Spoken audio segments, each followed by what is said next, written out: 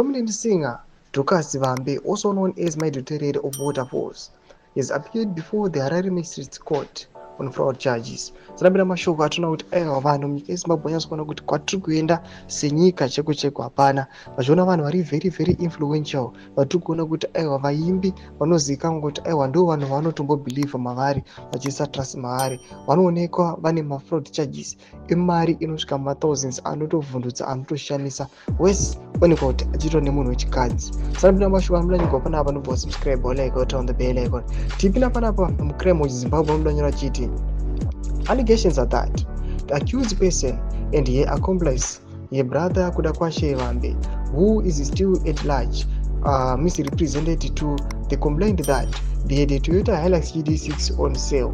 They further misrepresented that the complainant could get 2 vehicles on his budget of $16,000. They also misrepresented that the singer had a waiver courtesy of the President of the Republic of Zimbabwe for singing for the nation, and they could bring the vehicles to Zimbabwe duty-free.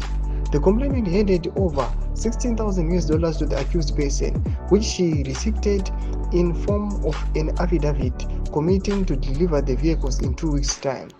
The accused person failed to deliver the vehicles, but gave the complainant a Ford Ranger registered in Botswana, promising to give him another car, a Mercedes-Benz C200 later.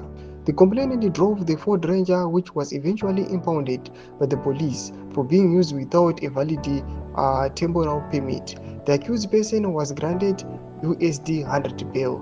Mashoko anobuda panapa, vanhu vachishamisika vachiona kuti aiwa munhu anowanikwa panapa achiita fraud yakanyanyisa kudai so aiwa nekusavimbika ende achizikanwa kuti ndo vanoimba nziyo dzechitendero, panapa vanoonekwa vachiinvovhwa aiwa mune fraud inoshamisa. And on top of that, toona zvavo vakomana vejudiciary, zvavo vakomana vemutemo munyika yeZimbabwe vochaja munhu akarova dhiri rakadai $100. Tudze mafunguro enyu muri kudii pamusoro pechiitiko ichi? Ina comment section yedu, subscribe, like, turn on the bell icon.